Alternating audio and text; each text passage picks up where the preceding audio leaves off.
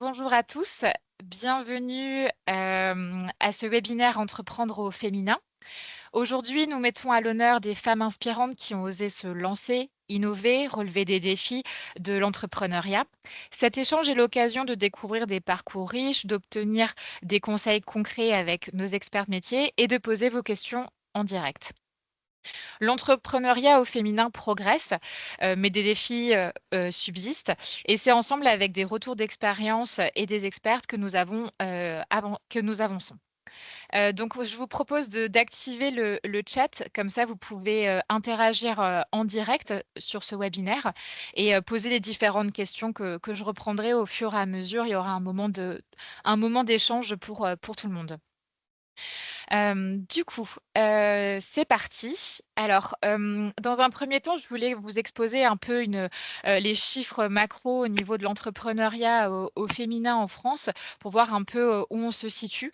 Donc, on a quand même, une progression qui est notable avec, 33,5 de création d'entreprises, mais on reste sur des secteurs d'activité qui tournent quand même plus autour des domaines comme l'habillement ou le textile, qui sont fortement représentés par les femmes et des secteurs d'activité plus techniques ou comme la construction ou la fabrication de machines, par exemple, où on sera encore sous-représenté. Toutefois, au niveau du réseau Initiative France, donc qui représente quand même 205, associations locales qui accompagnent les porteurs de projets en France, en 2024, c'est, presque 10 000 entrepreneurs au féminin qui ont été accompagnés et sur le territoire en Occitanie, avec nos 21 associations, on a accompagné 1 031 femmes, soit 35 de porteuses de projets contre 67 d'hommes. Hem, mais il faut quand même aussi prendre en considération que certains projets, ont été, créés et soutenus par plusieurs, entrepreneurs et on a quand même 47 où on a eu au moins une femme, qui faisait partie de cette création d'entreprise. J'ai également, un chiffre à vous communiquer, sur les 5 dernières années, donc de 2019 à 2023, on a accompagné plus de 3 224 femmes qui ont été soutenues par le réseau et voilà, on espère continuer dans ce sens. Voilà pour cette introduction. Je vais laisser la parole maintenant aux intervenantes qui vont se présenter. Alors, on va commencer par Sophie. Bonjour à tous. Alors, oui, moi je m'appelle Sophie Capma, je suis avocate en droit des affaires depuis maintenant près de 15 ans. Donc, avocate en droit des affaires et plus particulièrement en conseil, puisque j'accompagne les entreprises et les dirigeants à monter leur entreprise, à racheter des entreprises, à revendre leur entreprise dans tout le processus de la création, la vie, jusqu'à la fin de l'entreprise ou en tout cas du projet en question. Également dans ma casquette, effectivement, j'accompagne beaucoup d'entreprises dans le cadre de levée de fonds et de start-up. Donc, voilà, je travaille avec les dirigeants au quotidien et pour construire à la fois leur structuration juridique et leur projet sur les aspects vraiment droit des sociétés, droit commercial. Je suis moi-même entrepreneur puisqu'en fait, mon cabinet existe depuis pas mal d'années, mais j'ai moi-même racheté les parts de mon associé il y a une dizaine d'années maintenant, un petit peu moins. Et donc, je suis moi aussi confrontée à des défis dans le cadre de la gestion de mon entreprise, puisqu'un cabinet d'avocats reste une entreprise comme une autre, avec des collaborateurs, des salariés. Donc, ces sujets-là, de manière générale, au-delà de mon expertise peut-être en la matière vraiment du droit des sociétés et du droit commercial, m'intéressent. Et puis par ailleurs, effectivement, dans mon rôle de dirigeante, je suis adhérente du Centre des jeunes dirigeants, donc qui est un réseau professionnel dont peut-être je parlerai, mais en tout état de cause, qui est sur c'est pas un réseau de business, c'est un réseau d'échange, de partenariat, enfin d'échange plutôt, et de formation des dirigeants, puisqu'en fait, on nous apprend pas à être dirigeant, on nous formate, alors même si on peut faire des études dans certains domaines, on n'a pas forcément toutes les clés et d'échanger ou de se former sur certains sujets, voilà, ça peut permettre par ce type de réseau de le faire. Voilà, je crois que j'ai fait le tour de ma présentation. Merci Sophie. Du coup, on va passer la parole à Anouk. Bonjour tout le monde, Anouk Delpech. Aujourd'hui, je suis directrice des secteurs d'agence de Toulouse Esquirol à la Banque Populaire Occitane. Donc le secteur d'Esquirol, c'est Dupuis, Camille Pujol, c'est tout ce secteur où je gère plusieurs agences. J'ai d'abord œuvré moi autour de la communication. J'ai travaillé à Sud Radio et après une envie de commerce m'a motivée à postuler à la Banque Populaire et c'était il y a maintenant 25 ans. J'ai saisi cette opportunité en 2000 avec la chance d'avoir pu faire plein de métiers dans mon entreprise. J'ai fait à peu près la moitié oui, une quinzaine d'années, on va dire, dans le réseau et une dizaine d'années sur les sites centraux, où j'ai été responsable de la communication interne et externe, mais aussi responsable de la gestion de l'emploi. Et aujourd'hui, voilà, comme je vous disais, c'est trois agences du centre-ville avec des conseillers de clientèle professionnels spécialisés aussi et des conseillers de clientèle particuliers. Donc, on a pour habitude d'accompagner des femmes, des hommes et des femmes avec aucune disparité à ce niveau-là. Merci pour cette présentation. Merci. Du coup, on va laisser la parole aux entrepreneurs qui ont été donc soutenus par le réseau. Donc, je vais laisser dans un premier temps Stélie se présenter. Donc, bonjour à tous, donc moi c'est Stélie. J'ai créé ma petite fromagerie dans un petit village dans le Gard, à côté de Nîmes. Donc le petit village s'appelle Quissac. Il y a 3500 habitants, pas grand monde. Il n'y avait pas de fromagerie autour. Et donc j'ai été financée par intermédiaire donc, de la Banque Populaire et d'Initiative Gard pour monter ce projet. Aujourd'hui, nous sommes quasiment à 3 ans, puisque j'ai ouvert en juin 2022. C'est une reconversion complète. J'ai travaillé pendant 15 ans dans le monde de l'assurance. Et suite à des déboires personnels entre le Covid et mon petit garçon qui a été gravement malade, j'ai décidé de changer complètement de vie avec mon mari. Et nous tenons cette petite boutique sur Quissac. Et nous sommes très contents. Donc voilà, pas plus à dire. Merci, on a hâte d'en savoir plus sur votre parcours entrepreneurial en tout cas. Et pour finir, on va laisser la parole du coup à Catherine qui va se présenter. Bonjour à tous, donc Catherine Thevenot. Moi, j'ai créé ma structure en 2017 sous une franchise O2. J'étais avant DRH et puis une envie de travailler pour mon compte et de sortir un petit peu des sentiers battus a fait que j'ai décidé de me réorienter, voilà, et de partir dans le domaine du service à la personne. Voilà. Aujourd'hui, après 7 ans, j'ai 3 autres agences et j'ai démarré effectivement grâce au soutien, au premier soutien d'Initiative Haute-Garonne et ensuite aux banques qui ont suivi dans ma création et dans mon besoin de finances parce que Initiative Haute-Garonne avait soutenu mon projet. Voilà. Je continue, on continue à se développer, donc on pourra en parler par la suite. Tout à fait. C'est vrai qu'on a bien envie de comprendre ce développement, parce que c'est vrai qu'en 7 ans, 3 agences, je pense qu'il y a beaucoup de choses à dire. Parfait. Beh, écoutez, suite à cette présentation, on va commencer avec, voilà, différentes questions. On va laisser, la parole voilà, à ces 2 entrepreneurs pour qu'on essaye un peu de comprendre votre parcours, des défis, vos challenges et vos futurs challenges, qui aideront peut-être d'autres entrepreneurs à se lancer. Alors, justement, Stélie, c'est vrai que c'est un parcours, particulier. Alors du coup, repréciser, c'était une création, une reprise, du coup, pour cette fromagerie? C'est une création, intégralement une création. Il n'existait pas de fromagerie sur Quissac.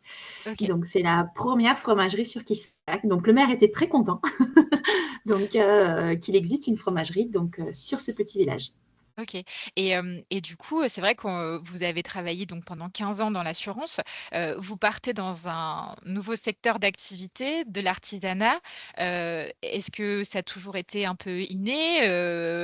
Voilà, pourquoi c'est parti sur les fromages? Expliquez-nous un peu comment ça s'est passé? Ça s'est passé. Alors, ce qu'il faut savoir, c'est que je vivais à proximité donc, de Quissac hein, et il y a une fromagerie qui crée son propre fromage. J'ai travaillé pendant mes études donc d'assurance tout l'été dans cette fromagerie-là. Donc, je ne sais pas si ça a eu un impact sur l'ouverture d'une fromagerie, mais en tous les cas, voilà, il y avait quand même cette petite expérience que j'avais. Et puis, donc 15 ans dans de grosses compagnies d'assurance, il y avait quand même une certaine pression. La relation client qu'ils avaient ne correspondait plus à mes valeurs en tous les cas. Donc, moi, je suis dans un cadre d'accompagnement et de fidélisation de la clientèle. Donc, c'est très important de connaître ses clients. Et j'avais envie, voilà, d'être mon propre chef, mon propre patron. Et pourquoi une fromagerie? Parce que j'aime beaucoup le fromage, tout simplement. Mon mari travaillait dans le vin à l'époque et on trouvait que plateau, charcuterie, fromage, c'était très, très bien. En plus, j'aime beaucoup créer, j'aimais beaucoup la pâtisserie, etc. Donc, et plutôt que de faire de la pâtisserie, je voulais plutôt faire mes propres plateaux et avoir une propre marque à mon nom, puisque du coup, je m'appelle Stélie et avec la fromagerie, les fromages de Stélie, c'était très personnalisé. Voilà.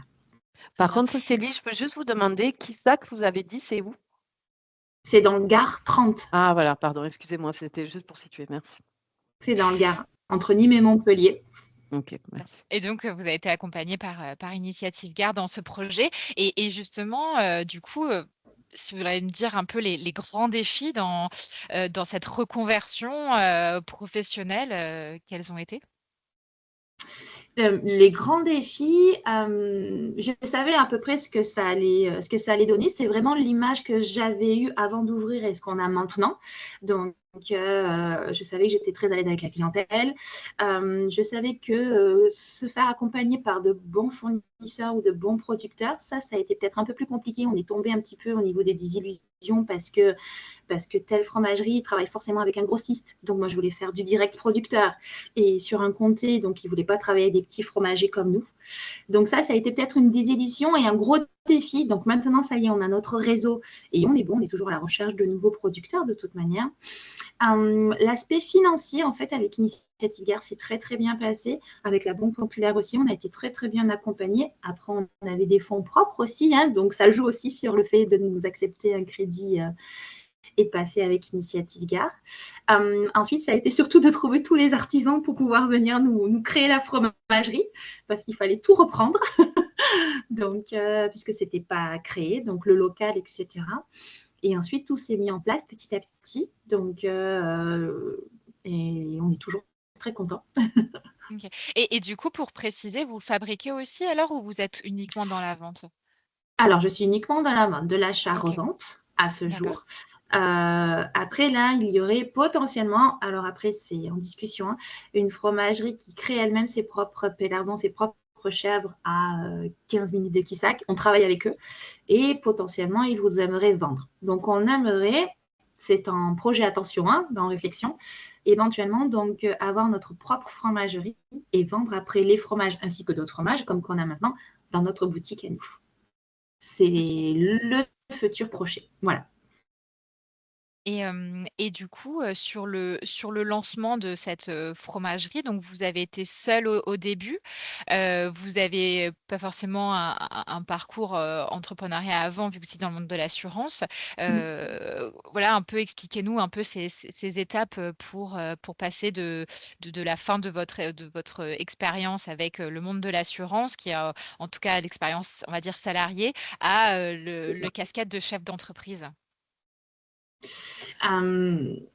Après, je pense que il faut avoir une condition où on est déjà prêt en fait à se dire qu'on va faire des heures, on n'est pas dans un même contexte que dans le monde salarié, on se laisse porter dans le monde de salariat, alors qu'en tant qu'entrepreneur, il faut se prendre en main. Et ben, on fait des erreurs aussi, hein, mais c'est là où on apprend beaucoup et on repart sur autre chose. Il faut bien avoir le projet bien ficelé, bien réfléchir à tout ce qui peut se passer pour minimiser les risques et avancer tout doucement. Il faut prendre le temps. On dit souvent qu'un entrepreneur n'a pas le temps, mais je pense qu'au tout début de la création, il faut prendre le temps de bien écouter, de prendre ce qui est bon et ce qui n'est pas bon, de bien réfléchir à son projet pour avoir l'idée et suivre ce cap-là. Et c'est vraiment ce qu'on a fait avec mon mari. Au début, il ne travaillait pas avec moi.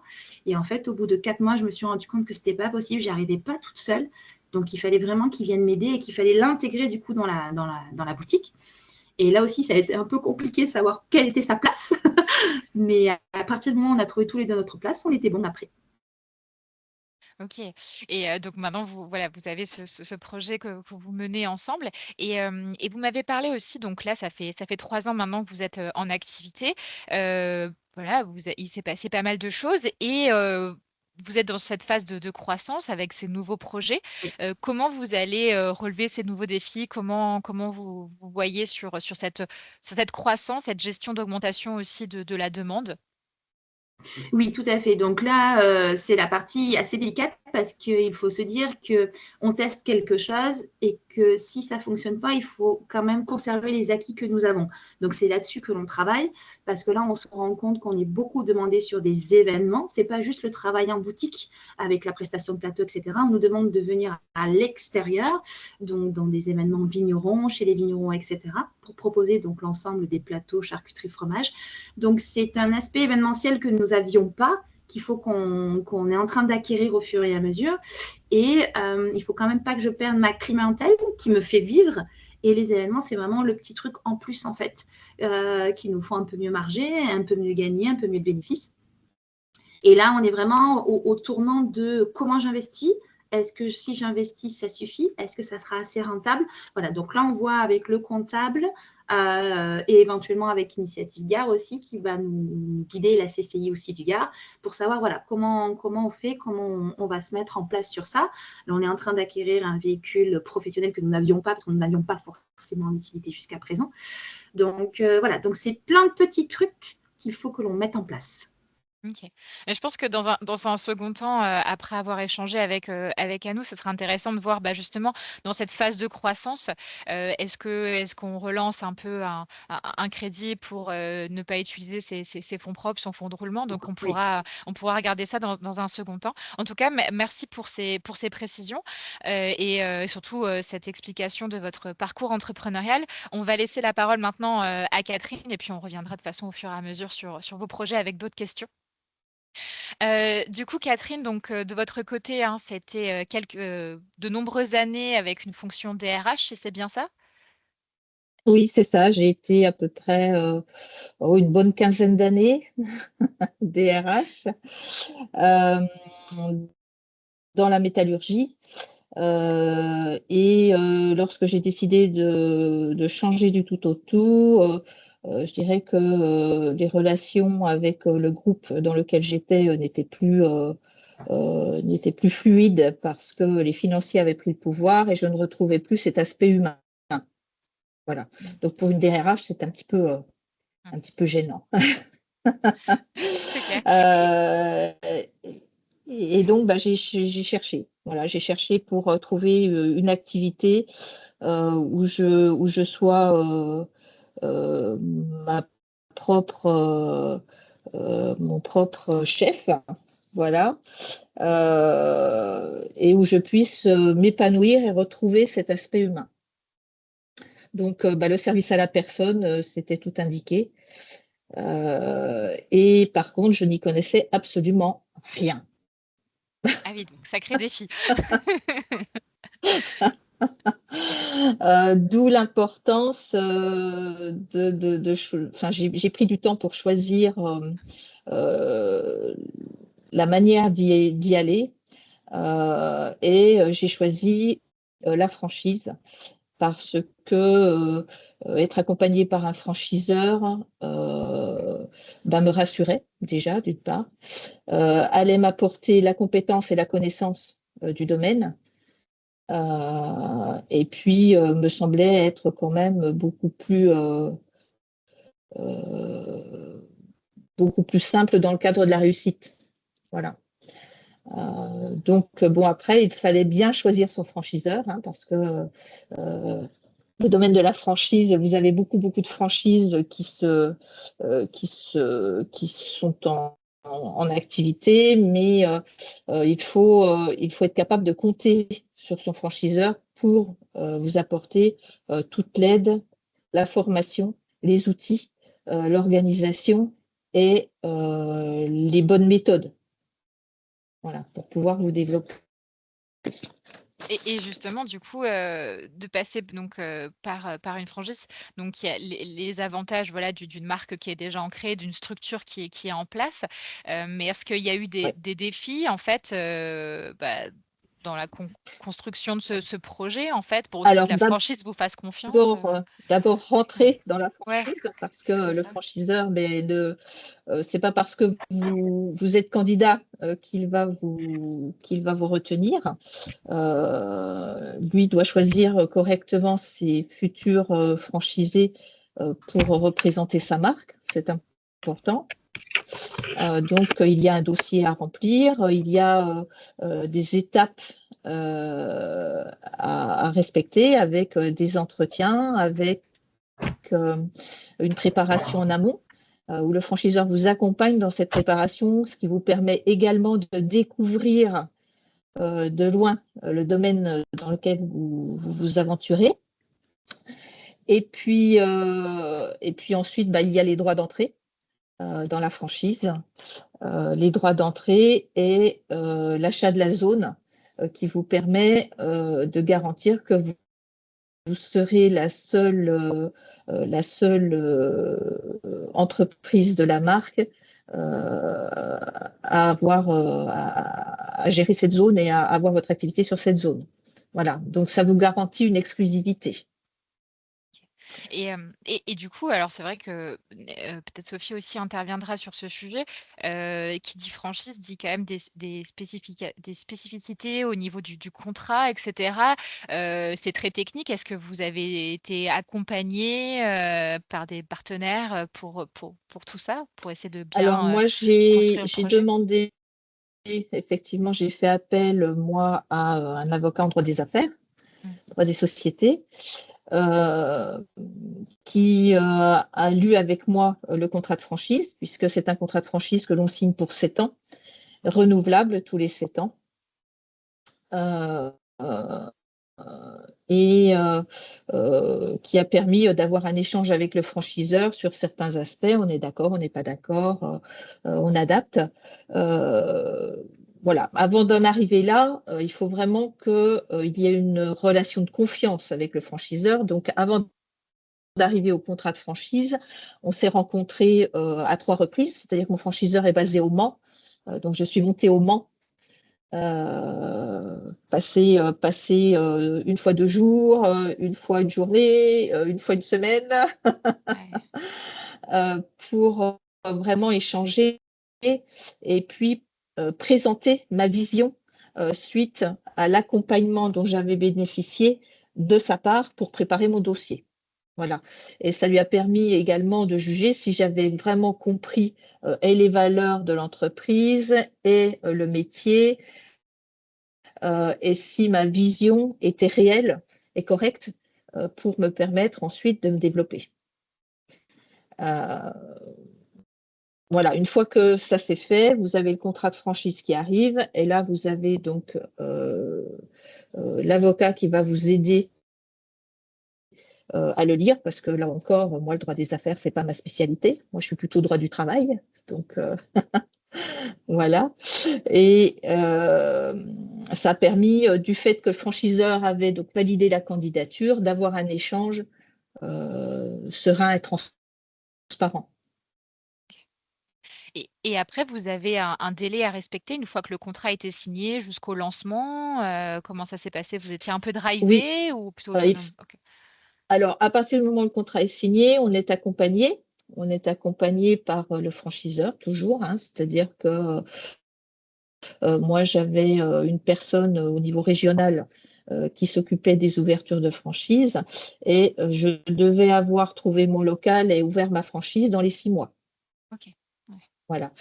Euh, L'ouverture du local et je dirais la détermination du lieu, euh, de l'adresse de l'entreprise détermine le jour de démarrage de l'activité.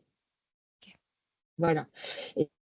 Et puis ensuite, eh ben, j'ai été accompagnée par cette personne, cette animatrice réseau, pour l'ouverture. Elle s'est assurée que je respectais bien toutes les obligations légales liées à l'activité, puisque dans le service à la personne, nos bénéficiaires ont droit à des crédits d'impôt, donc on est surveillé par la directe, enfin par la DRIT maintenant, on est surveillé par la CAF pour tout ce qui est garde d'enfants, on est déclaré auprès de la préfecture, enfin bon, il y a tout un Oui, il y a quand même tas pas mal tout un d'aspects. environnement particulier.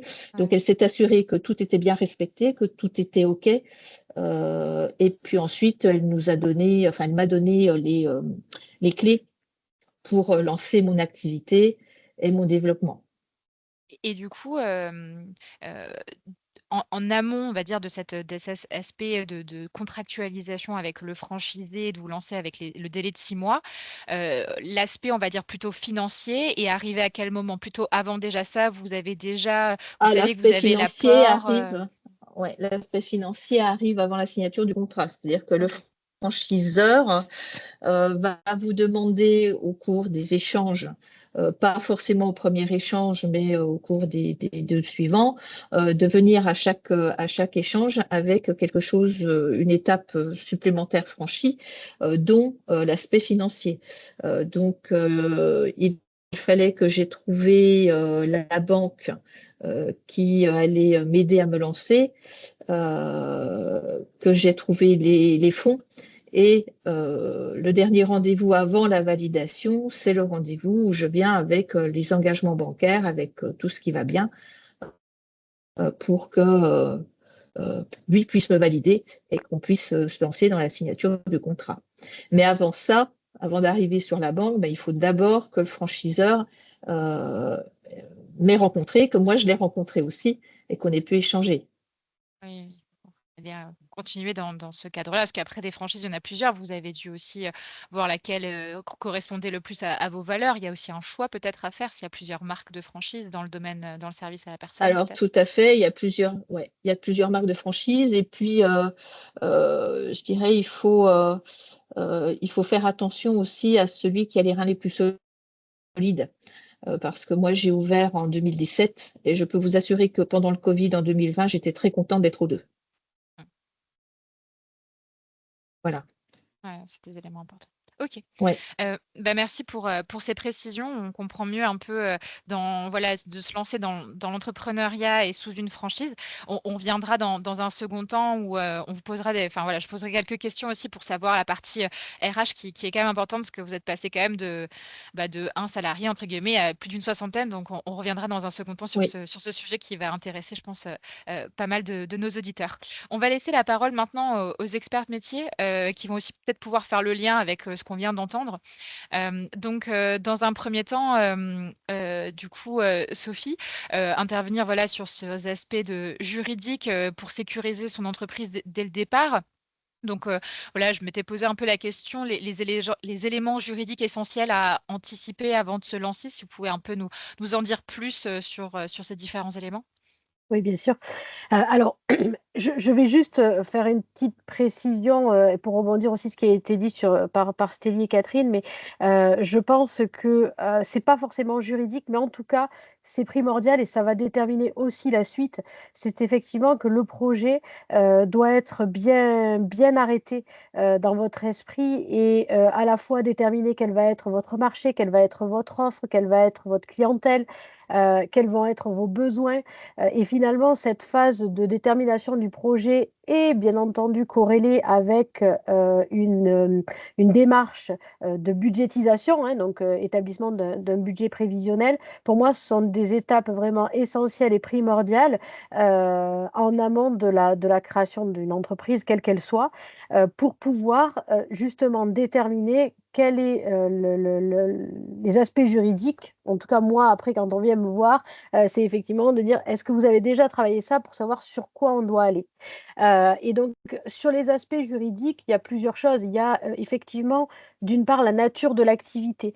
Il faut faire attention, on a des activités qui sont réglementées, hein, des professions qui sont réglementées, ça existe, voilà. Mais de manière générale, toutes les activités ont leur propre réglementation. Le service à la personne, comme l'a dit Catherine, il y a des démarches à faire en préfecture, il y a voilà, donc ça, il faut bien anticiper ça en amont, puisqu'on ne peut pas se lancer dans l'aventure et ensuite régler ces problématiques-là. De la même manière, Célie, elle doit avoir des problématiques d'hygiène, des problématiques voilà, de déclaration auprès des services de la population, des services vétérinaires. Voilà. Tous ces sujets-là, ce sont des Tout sujets à fait. réglementaires qui sont afférents à l'activité, même si l'activité en elle-même n'est pas ce qu'on dit être une activité réglementée, comme les notaires, les avocats, les experts comptables, voilà, qui sont des professions strictement réglementées. Donc ça, ce sont des points, à mon avis, effectivement, à purger en amont pour savoir si on peut le faire ou pas, quels sont les prérequis finalement pour aller dans ce type d'activité. Ensuite, donc je disais tout à l'heure, il faut savoir où on va en termes de projet, et quel va être finalement le marché et l'offre que je veux proposer. L'offre, elle n'est pas la même si j'ai une boutique, et qu'effectivement je reçois des clients, voilà, si je fais de l'événementiel ou si finalement je fais une prestation de service. Si cette prestation de service, elle est sur une durée, si c'est du one shot ou si c'est sur une durée plus longue, en fait, comment je vais structurer tout ça? Et tout ça, ça va en dire long sur l'aspect financier et sur finalement aussi la structuration juridique derrière. Donc la structuration de son offre, et ça ne veut pas dire que ça ne peut pas évoluer, bien entendu. D'une part, on teste, d'une part, on peut se tromper. Voilà, tout ça, c'est OK et c'est pas grave. C'est juste qu'à un moment donné, pour choisir un chemin, il faut pouvoir avoir déjà bien, à mon avis, cadré ces sujets-là. Un point important aussi pour, à anticiper, alors anticiper, alors des fois on le subit, hein, mais c'est quel est mon statut social au moment où je crée mon entreprise, et comment comment je souhaite le faire évoluer. Est-ce que je suis au chômage ou pas? Comment j'envisage de me rémunérer? Donc tout ça, ce sont des aspects, qui sont extra-juridiques, mais qui pour moi, finalement sont vraiment en lien et sont vraiment indispensables à la structuration d'un projet. Voilà. OK. Et justement, du coup, Alors, pardon, vite, dites-moi, quelqu'un voulait intervenir? oui, pour Oui. rebondir sur ce que disait Sophie, c'est vraiment l'avantage d'avoir un franchiseur, c'est que lui va vous accompagner là-dessus en amont et tout l'aspect préparatoire pour valider le fait qu'on va rentrer dans la franchise, ben, passe par ces points-là où il vous accompagne là-dessus. OK. Alors tout à fait. Alors juste je complète, Céline, excusez-moi. Non, non, non, allez-y. Le franchiseur, bien entendu, sous réserve effectivement d'avoir choisi le bon franchiseur, parce qu'effectivement, il y a de multiples franchises et vous l'avez dit à un moment donné, hein, il y a de multiples franchises et il y en a beaucoup qui se prétendent de faire un accompagnement et l'accompagnement, il est pas là. Donc c'est quand même aussi difficile de sonder des fois selon la multiplicité des franchiseurs qu'il y a, de savoir lequel est le bon ou en tout cas au-delà des valeurs et de la présentation de l'entreprise qu'il fait, dans quelle mesure, moi, il va m'aider dans mon projet? Ouais, c'est clair. Et oui, ce que je voulais comme précision, c'est, le choix du statut Mmh. juridique. Souvent, c'est parfois, enfin, d'expérience où c'est l'expert comptable, qui guide, l'entrepreneur, mais au final, au niveau juridique, ce serait plus, bah, de votre côté. Est-ce que vous Mmh. pouvez nous en dire un peu plus de comment ça se passe? Oui, oui, bien sûr. Alors, effectivement, l'expert comptable est souvent le premier interlocuteur, pour les personnes qui n'ont pas forcément, eu des entreprises auparavant et cetera. C'est vrai qu'on accède moins facilement à l'avocat ou en tout cas, c'est une croyance, hein, qu'on a, hein, qu'on y accède moins facilement, hein. Mais, en tout état de cause, c'est vrai que c'est le 1er interlocuteur qu'on a. Donc ils font, et bien entendu, parce que comme je vous l'ai dit tout à l'heure, ils vous créent le business plan, le budget prévisionnel. C'est grâce à ça qu'il va déterminer aussi quel statut je vais choisir. Donc, ils peuvent faire un premier filtre.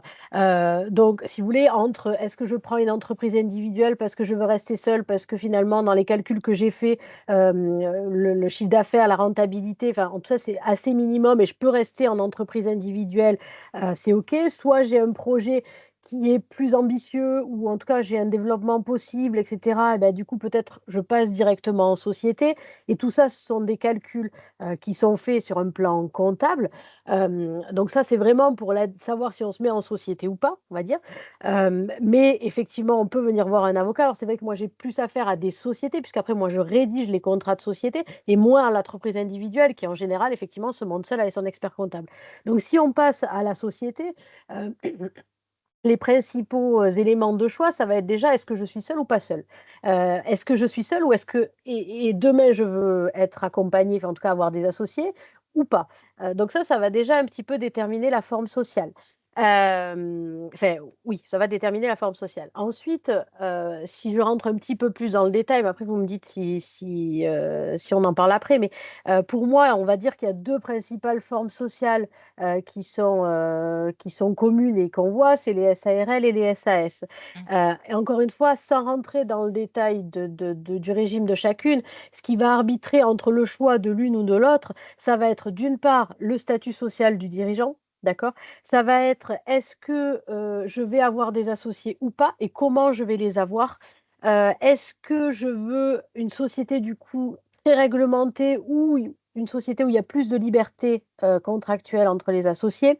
Est-ce que je veux lever des fonds ou pas lever des fonds? Et en fait, c'est en fonction de ces questions-là, effectivement, quand moi je reçois un client pour la première fois et qu'il me dit: «Voilà, j'ai un projet, je veux créer une société», voilà, sont les questions que je vais aborder pour aider, au choix du statut, le plus adapté. Et ensuite, après, on rentre dans le détail, sur, les différentes modalités. OK. Ah non, c'est très intéressant et c'est vrai qu'on se pose souvent cette question, bah, quel statut, enfin, on va plutôt opter et c'est un peu une remise en question. Enfin, je pense que pour beaucoup d'entrepreneurs, je ne sais pas si Stélie, pour vous, ça a été, peut-être une question Oui. majeure, Oui, le statut a été assez compliqué. D'ailleurs, là, le statut que nous avons doit être modifié. Donc, on est en pleine discussion avec le comptable. En fait, ce qui est assez compliqué, c'est que même si le projet, on l'a en tête, des fois, on a du mal en fait à le retranscrire et à expliquer vraiment et utiliser les bons termes. En face, on a un comptable ou un avocat et des fois, on a du mal à avoir les mots pour vraiment expliquer. Puis, il y a des choses qui vont se modifier au fur et à mesure en fait de la vie de l'entreprise. Après, ce qu'il faut surtout, c'est toujours discuter en fait, de ne pas être mis de côté. Mais c'est vrai que les statuts, c'est vraiment compliqué à savoir sur quelle base on va partir. Et puis nous, on est parti sur une SAS au début. On voulait tester, savoir si ça allait fonctionner, hein, parce que je suis quelqu'un d'assez préventive et j'essaye d'éliminer un maximum de risques. On ne pensait pas que ça allait fonctionner aussi rapidement et aussi bien. Donc voilà, donc il faut avoir le temps et d'essayer de prendre du recul. Et c'est vrai que les statuts, ça régit beaucoup de choses. C'est pas évident. Moi, je trouvais qu'au début, ça a été très compliqué d'expliquer, voilà, parce que moi, je voulais être avec mon mari, je veux être à 50% avec mon mari, que l'entreprise nous appartient à tous les deux, aussi bien autant que l'un que l'autre. parce que s'il y en a un qui décède, voilà, il y a aussi toutes ces questions-là. S'il y en a un des deux, je viens du monde de l'assurance, hein, donc forcément, j'ai peut-être des réflexes autres. Mais voilà, s'il y en a un des deux qui décède, ou même en cas de divorce, parce que ça, c'est ultra important aussi à réfléchir, qu'il n'y en ait pas un qui soit lésé par rapport à l'autre. Et moi, je voulais vraiment être salariée de ma propre entreprise pour pouvoir bénéficier de l'ensemble donc des prestations sociales, etc. Voilà, j'ai un petit garçon, nous avons un petit garçon et il faut qu'on réfléchisse aussi à lui. Donc, c'est en ça que c'était assez complexe au niveau du comptable d'expliquer ce que nous voulions pour que lui puisse le retranscrire après dans les statuts. Mais c'est vraiment un point assez compliqué, sachant qu'il y a 3 ans en arrière, ben, je n'avais pas cette idée-là. J'étais inculte complètement dans ce monde-là et c'était assez compliqué. Mais après, voilà, il faut vraiment dialoguer, vraiment discuter, se renseigner pour pouvoir bien expliquer le projet et savoir ce que l'on veut, nous, à titre personnel aussi. Donc voilà, donc à partir du moment où j'ai dit que j'étais mariée, que je voulais la même chose que mon mari, que je voulais que ça soit un 50-50 et qu'on se couvre l'un et l'autre en cas de difficultés à titre privé, que l'on puisse être autant protégé l'un que l'autre. Mais après, c'était notre projet. Et justement, Sophie, par rapport à ça, donc là, par exemple, Stélie est dans une nouvelle phase un peu plus de croissance. Est-ce qu'il y a des défis de gouvernance, de structuration qu'il faut un peu travailler? Enfin, dites-nous un peu plus. Oui, alors déjà, je voulais rebondir sur ces remarques. Effectivement, c'est pas forcément accessible. Comme je le disais en tout début, on connaît pas, c'est pas parce qu'on est dirigeant d'entreprise qu'on connaît tous les domaines dans lesquels qu'on va toucher. Sinon, ben, voilà, je pense qu'il y a très peu de personnes qui savent à la fois gérer du personnel, monter des statuts, vendre. Enfin voilà, donc ça, c'est effectivement très technique. Donc, il faut se faire accompagner. Ce que je vous trouve important, et ça rejoint ce que dit Stélie, c'est-à-dire qu'à un moment donné, il faut pouvoir présenter son projet, l'expliquer et exprimer ses besoins. Et pour ça, il faut qu'effectivement, il y ait quelqu'un qui soit en face, qui soit capable de l'écouter et, le cas échéant, de proposer diverses solutions pour que les arbitrages puissent être faits. Et c'est en ça qu'en fait, chaque projet entrepreneurial est différent et il est très important. Moi, je me refuse à faire des statuts de société parce qu'on me dit fais-moi une SAS avec tel et tel. Voilà. Non, moi, je dois rencontrer la personne, je dois savoir quel est son projet, je dois savoir quels sont ses besoins. Alors oui, certes, c'est peut-être pas la même prestation que facture un expert comptable ou les sociétés de Legal Tech qu'on trouve sur le net, puisqu'ils font que des choses standardisées. Mais en même temps, on adapte le projet à la personne et aux besoins de la personne. Et ce qu'il faut se dire, c'est que, comme le disait Stélie, tout ça, c'est pas gravé dans le marbre. Bien entendu qu'on peut modifier. Les seuls enjeux, c'est ces modifications, elles ont forcément un impact à un moment donné, qu'il soit financier. Voilà, c'est pas totalement neutre de modifier, mais on peut modifier. C'est-à-dire qu'on n'est quand même pas figé dans une situation. Et donc effectivement, quand on évolue, on va avoir besoin de se structurer parfois autrement. Et quand on est plusieurs, donc c'était votre question Céline sur les défis de gouvernance, effectivement les statuts, alors selon la forme sociale qu'on aura choisie, typiquement on est un SRL, on aura une marge de manœuvre limitée. Si on est un SAS, on aura un peu plus de marge de manœuvre sur ces sujets de gouvernance. Mais en tout état de cause, tous les sujets annexes et sous réserve, parce que ça aussi c'est un point important, c'est-à-dire que oui, il y a les besoins. Moi j'ai entendu quelque chose que Stélie disait, c'est-à-dire que moi je veux pouvoir être salarié de mon entreprise, mais en même temps, et donc avoir des avantages, etc. Donc moi j'entends là éventuellement une prestation chômage si je m'arrête demain. C'est pas parce qu'on est un SAS qu'on a un statut d'assimilé. Je donne juste l'état, c'est peut-être pas le cas, hein, mais juste pour dire que c'est une croyance. Voilà, c'est une croyance souvent. Je l'ai pas, j'ai pas le chômage. Voilà, j'ai ce statut de salarié et du coup, je vais avoir droit au chômage. Non, on est en entreprise, on est chef d'entreprise. Voilà. Donc, en fait, il faut que la personne en face puisse vous expliquer si ce que vous voulez est possible ou pas et dans quelle mesure c'est possible. Voilà, c'est là où je voulais en venir. Et donc, au niveau du pacte de les relations avec votre associé, on peut établir, et on recommande souvent quand il y a des associés, d'établir un pacte pour gérer un certain nombre de situations, on va dire, de crise. Alors, de crise, c'est pas forcément des tensions, voilà, mais c'est à un moment donné, il y en a un qui veut sortir pour faire autre chose. Enfin, comment on gère? Il y a effectivement un divorce. Alors, il y a les règles légales, mais il y a aussi des choses qu'on peut prévoir. Et tout ça, c'est si vous voulez, ça se traduit dans un pacte d'associés. Des fois, c'est des sujets difficiles à aborder puisqu'en fait, dans un pacte d'associés, on va être sur des sujets d'anticipation de conflits potentiels. Et le but C'est ça. d'écrire ça, et moi, ça, c'est mon travail d'avocat en droit des affaires sur l'aspect conseil, puisqu'encore une fois, je ne fais pas de contentieux. Donc, moi, je suis là pour essayer de prévenir au maximum. Donc, il faut écrire. Des fois, c'est pas facile. Des fois, on écrit et puis ça nécessite d'être ajusté. Mais en fait, encore une fois, on peut toujours modifier. Et sur ces défis de gouvernance pour compléter, je crois qu'il faut être transparent dès le départ pour pouvoir écrire les choses les plus claires possibles. Et malheureusement, bah, des fois, on n'anticipe pas tout, mais en tout cas, on essaye d'aller le plus possible. Après, encore une fois, dans la limite de ce que les textes nous permettent, puisqu'on est quand même dans un domaine qui est quand même réglementé. Merci pour ces précisions. On reviendra aussi sur d'autres sujets, notamment avec, la partie peut-être aussi embauche RH, par la suite, on fera le lien avec Catherine. On va laisser la parole à Anouk, sur la partie plutôt financement et gestion bancaire, hein, parce que c'est aussi quelque chose, qui est indispensable dans tout projet pour les entrepreneurs qui arrivent assez rapidement. Est-ce que vous pouvez nous en dire un peu plus sur les critères clés des banques, de ce qui est analysé quand voilà, il y a la demande d'un prêt pour, la création d'une société?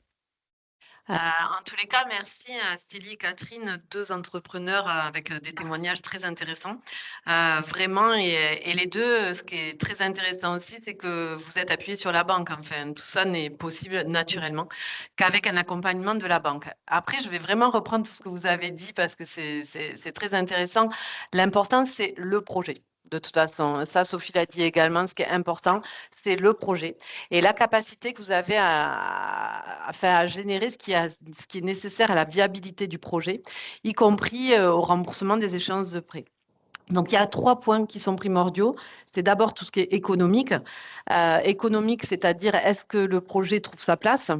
C'est les études que vous allez faire avant, c'est l'analyse du concept, la zone de chalandise, les clients, la concurrence, tout ce qui est marketing, tout ce que vous avez fait. Alors, plus précisément, Stélie, puisque vous vous êtes créé, vous n'avez pas repris une franchise, donc il a vraiment fallu analyser la totalité. Après, le deuxième point, c'est tout ce qui est financier, puisque tout ce qui est économique, on le traduit avec des chiffres finalement. C'est ce que je vous ai expliqué, c'est la capacité de remboursement, la capacité à payer, rendre la société rentable finalement. Payer les salariés, aussi renouveler les investissements, avoir une trésorerie suffisante. Ça, je pense que c'est quelque chose que vous avez entendu plusieurs fois, la trésorerie. Et aussi, je crois que c'est vous, Stélie, qui en avez parlé également, d'avoir un apport minimum Oui. qui est souvent demandé par les banques pour que tout le monde supporte le poids du projet, on va dire ça comme ça. Et après, le troisième point, qui pour vous, à mon avis, a été déterminant et qui est primordial aussi, c'est l'homme, enfin la femme, entre guillemets, puisque le sujet aujourd'hui, c'est la femme. C'est que la capacité que vous avez à faire croire en votre projet, puisqu'on vous voit sur très peu de temps finalement, et quand vous venez nous voir, il faut que vous arriviez à vous vendre entre guillemets, et aussi que vous parliez de vous, de votre expérience, ou alors si ce n'est pas votre expérience dans ce domaine-là, vos motivations, peut-être vos échecs, parce que c'est intéressant aussi d'avoir eu des échecs dans la vie et la capacité qu'on a à rebondir. Donc voilà, on va dire que le métier d'entrepreneur est un métier difficile. Donc nous, aujourd'hui, on se base sur ces 3 facteurs, l'économique, le financier et la femme, donc pour analyser et accorder un prêt. Et justement, quand on se lance, quel conseil, en fait, vous donnerez pour bien gérer sa trésorerie dès les premières années? Vraiment avoir cette structure, financement qui est fiable et qui permet de se lancer, surtout, par exemple, quand on est dans la franchise où je pense qu'il faut faire, enfin, je pense qu'il y a un regard sur les comptes qui est assez important. Oui, tout à fait. Alors, la trésor, de toute façon, ça, c'est le nerf de la guerre après le projet, c'est aussi le plus important pour que ça tout fonctionne. Donc, en fait, il faut savoir anticiper. Ça ne s'invente pas, une trésorerie, ça s'anticipe. On fait un prévisionnel. Donc, je présume que vous avez été entouré par des comptables pour faire des prévisionnels, pour vous baser sur toutes les hypothèses. Et en fait, c'est la capacité à prévoir la trésorerie au départ, mais aussi dans la durée. Et comment le prévoir? C'est en faisant plusieurs hypothèses, des hypothèses fortes, normales et pessimistes. La trésorerie, ça peut passer par un apport après un compte courant. Vous faites un apport dans votre société, mais il faut aussi être vigilant sur la facturation, sur les encaissements, sur les relances clients, sur les négociations des délais fournisseurs. Il faut vraiment en parler à son banquier parce que nous, au niveau des banques, on peut mobiliser cette trésorerie en faisant de la DAI, de l'escompte ou du factor. Ça, c'est des process internes. Mais surtout, il faut vraiment en parler parce que quand on parle aussi de développement, quand vous êtes dans des phases de développement, plus fort sera la croissance et plus rapide sera le besoin en trésorerie. Ça, les deux vont avec. Donc, il faut avoir cette capacité en tant qu'entrepreneur à se prendre de la hauteur, et à bien s'entourer là aussi, encore une fois, et en parler vraiment en parler, à se faire accompagner. OK. Et justement, par exemple, Astélie qui est en une phase de croissance, de nouveaux défis, s'apparentent. Vous parlez, bah, d'investir, un véhicule, voilà, de nouvelles activités. Comment adapter, en fait, son modèle économique après ces premières années de passé? Oui, alors quand j'entends ce que vous dites, Stélie, je crois que vous voulez en plus vraiment vous développer, enfin changer, en rachetant une fromagerie, je crois, c'est ça? Donc, C'est ça, enfin, voilà, enfin, c'est un projet qui me tiendrait à cœur d'avoir ma propre fromagerie en plus que de vendre des fromages. Voilà. Mais après, c'est dans un concept écologique. Enfin, voilà, on est dans un autre concept autre. Mais après, là, ça sera autre chose. Il faudra des associés, etc. Enfin, voilà. exactement, Mais c'est ce que j'allais dire, voilà. voilà, Mmh. c'est ça. Là, c'est Mais encore ça un serait autre une sujet. autre société. C'est ça, c'est Ouais, un autre voilà, sujet. Mais voilà. là, juste pour la boutique en elle-même, c'est vrai qu'on est beaucoup amené là sur des événements ou même les entreprises qui nous demandent d'intervenir pour leur repas de Noël, tout simplement, hein. Et là, il faut que je m'équipe parce qu'ils veulent de la raclette, il faut les machines à raclette, il Exactement. faut les appareils pour faire chauffer les pommes de terre et ça a un coût. Et il faut Oui, savoir si ça va être rentabilisé ou pas. Donc, c'est vrai qu'on a plutôt tendance là à voir un peu petit, mais là, maintenant, je sens qu'il faut passer un peu plus professionnel. Donc, et là, ça demande des investissements un peu plus gros. Je ne veux pas toucher à ma trésor parce que c'est le nerf de la guerre, comme vous l'avez dit, et ma trésor, je ne veux pas y toucher. Donc, on va passer plutôt par un financement vis-à-vis de la banque et par initiative gare aussi parce qu'on peut le compléter aussi. Enfin, voilà. Donc, c'est vraiment ça qui va me permettre de faire petit à petit, voir comment ça peut donner, ce que ça peut donner. beh, en plus, c'est exactement ça parce que si ma mémoire est bonne, vous avez dit vous êtes à 3 ans. Ça fait 3 ans que vous avez Oui, créé votre société. ça, Ah, au mois de juin, ça fait 3 ans. Donc, on est à l'année dernière aussi au niveau de l'entreprise. Donc, exactement. Et souvent, souvent, la deadline ou le moment critique, comme on dit, c'est à 3 ans. Parce qu'en fait, c'est ça. c'est votre capacité que vous avez, et c'est ce que vous avez, vous, aujourd'hui, à remettre en question, à vous remettre en question, parce qu'il ne faut pas non plus aller trop vite pour un chef d'entreprise. Donc, c'est ça qui est vraiment bien. En effet, aujourd'hui, vous avez un nouveau chiffre d'affaires qui va arriver. Vous allez avoir un complément par rapport à ce développement pour lequel vous avez besoin de nouveaux outils. Mais l'idée, c'est de prendre de la hauteur et de revenir à ce que je vous ai dit initialement, c'est-à-dire on reprend l'économique, le financier et l'homme. Et par rapport à tout ça, on se pose, on met les chiffres face aux investissements et on voit ce qui est viable. L'erreur, ça serait vraiment de vouloir aller trop vite parce qu'on a vraiment envie de développer. Mais avant de développer, il faut vraiment peser tout ce qui est important et tout ce que ça mobilise. Et la difficulté, c'est quand même, pour moi, là, à l'heure actuelle, c'est de mettre les chiffres parce que je sens qu'il y a quelque chose qui bouge. L'année dernière, on nous l'a demandé, on est intervenu à 2 reprises déjà. Je sens que ça bouge, mais je ne peux pas affirmer que je vais faire je ne sais pas combien d'événements cette année. Mais il faut quand même que je fasse un petit investissement pour que je montre que je peux être là, Ouais. pour avoir plus de visibilité vis-à-vis de mes clients, mais aussi au niveau de la banque, au niveau de les rassurer sur ce fait-là. Et surtout, moi, ce qui est le plus important, c'est la clientèle qui vient en boutique et qui me fait vivre. C'est elle qui va constituer ma C'est trésor. ça. C'est elle qui fait que tous les jours, elle est là et elle me fait vivre, que je ne la perds pas de vue. Voilà. Donc, il y a vraiment, je suis vraiment entre deux chaises là. Et je veux développer l'événementiel parce que c'est important et ça fait du chiffre et même du bénéfice. Et d'un côté, il ne faut pas que je perde quand même ma clientèle qui est là, fidèle depuis 3 ans et qui est avec moi. Voilà. Ouais, c'est ça qu'il faut étudier parce que quand vous investissez en plus dans du matériau, souvent ça veut dire que est-ce que vous allez être suffisant en termes de, est-ce que vous allez devoir embaucher?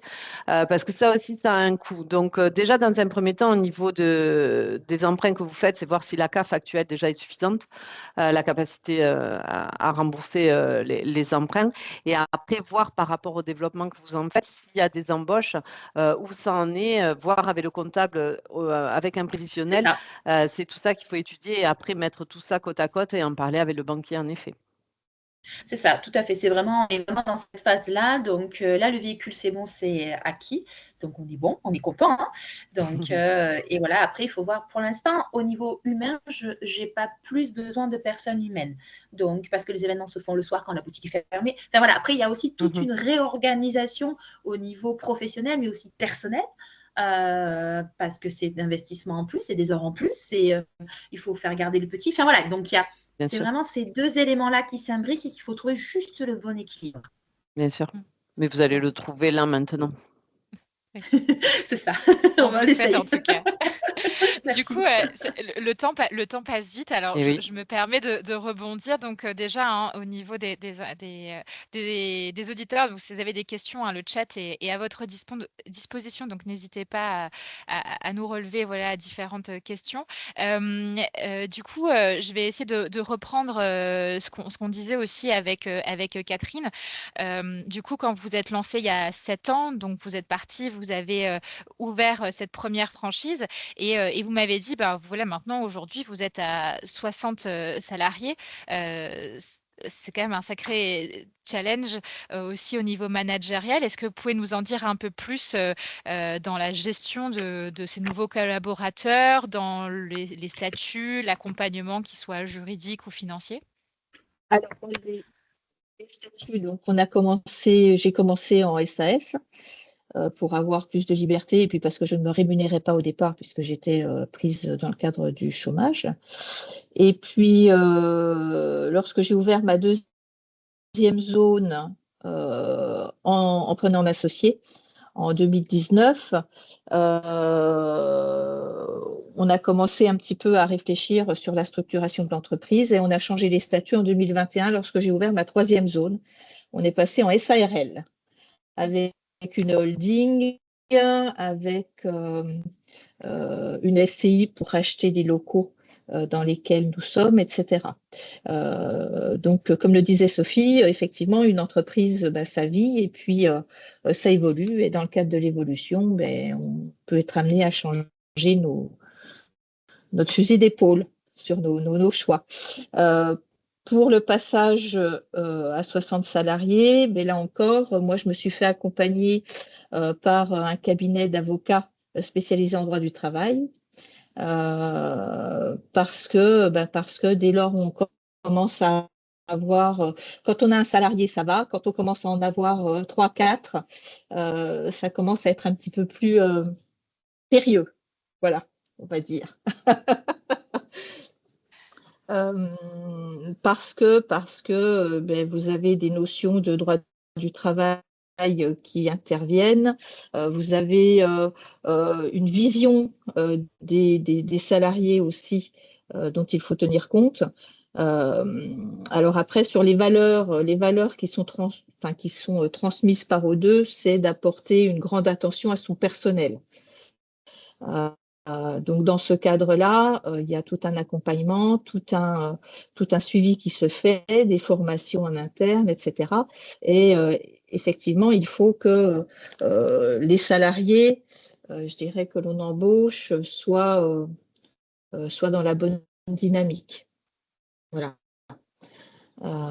Parce que sinon, vous avez un risque, et avec 60 salariés, des risques prud'homaux, effectivement, j'en ai. On n'est pas à l'abri. Et l'important, je dirais, c'est vraiment d'avoir un bon accompagnement, un bon conseil. Et le choix du cabinet d'avocats qui va vous accompagner, qui va vous conseiller, le choix de l'expert comptable qui va vous aider sur les comptes sont importants. Et je pense qu'il ne faut pas passer à côté, même si ça a un coût. Voilà. Et Sophie, du coup, est-ce qu'il y a des précautions pour, sécuriser justement, bah, voilà, ces contrats, les relations avec les partenaires ou même les premières embauches? Alors bon, au niveau des embauches, effectivement, moi, c'est pas ma spécialité, donc je vais peut-être être moins compétente même que Catherine sur le sujet, mais ce qui est sûr, c'est qu'en fait, dans votre domaine d'activité, vous avez une convention collective applicable, il y a, des règles et là, l'accompagnement est clé, également. Je vais plus parler, si vous êtes d'accord, sur les parties partenariat, mais là encore, ce qu'il faut avoir en tête, c'est qu'il faut déterminer toutes les conditions que vous souhaitez dans votre relation. Il suffit pas de se dire: «OK, je veux acheter à tel prix» ou en tout cas je détermine des conditions financières. Il faut voir quelle est la durée, il faut voir quels sont les engagements des parties, de chaque côté et ça vous permet de construire un contrat et même si on se dit: «On se tape dans la main, c'est sympa, on est qu'au début», voilà. Non, en fait, il faut dès le départ, formaliser quelque chose et les écrits sont très importants. Ça ne veut pas dire encore une fois qu'ils sont intangibles et qu'ils sont pas modifiables dans le temps, mais il faut pas se laisser, abuser par la rapidité de vouloir, lancer son entreprise et lancer l'opérationnel en oubliant, les aspects juridiques et les aspects contractuels où il est très important dès le départ, comme avec ses associés, d'avoir une transparence et de bien manifester les conditions de notre relation contractuelle. Et c'est la même chose avec les salariés, puisqu'un salarié, OK, vous lui parlez d'un salaire, mais il y a aussi des conditions de son emploi qui sont autres que celles-là et qu'il faut discuter dès le départ et qu'il faut poser par écrit. Embaucher un salarié sans un contrat, c'est effectivement pas très recommandé. Vaut mieux éviter, c'est clair. Mmh.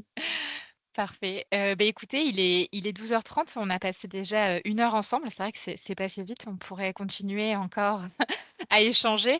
En tout cas, merci pour ces interventions. J'espère que ça a permis aussi, aux auditeurs d'avoir, pas mal d'informations utiles et le fait que voilà, qu'on ait des experts, des entrepreneurs et cette interaction, je pense que c'était vraiment très, très sympa. Voilà, je ne sais pas si vous avez des choses à rajouter, sinon, on va pouvoir, terminer cet échange. Alors, mince, j'ai quelqu'un qui pose une petite question, je ne sais pas si on peut encore, mais j'ai une petite question sur le poids d'un prix ou d'un trophée gagné par un entrepreneur aux yeux d'un banquier. Est-ce que ça peut, être mieux perçu en termes de solidité stratégique? On va terminer par cette question du coup. Alors, je pense que la question est donc pour moi. Oui, c'est ça. Alors, c'est toujours un plus naturellement, enfin, vous dire, est-ce que c'est ça qui fera totalement la différence? Comme je le disais, c'est le reste, c'est le projet. Maintenant, on peut penser que s'il y a un prix ou un trophée, c'est que le projet est vraiment bien porté en tous les cas. Donc, ça ne peut être qu'un plus. Parfait. Voilà, Oui. nous avons gagné donc nous Oui, c'est vrai, c'était un concours, donc le produit, enfin je sais plus, les produits laitiers, voilà. Donc dans notre profession à nous, c'est un beau concours au niveau national que nous avons gagné.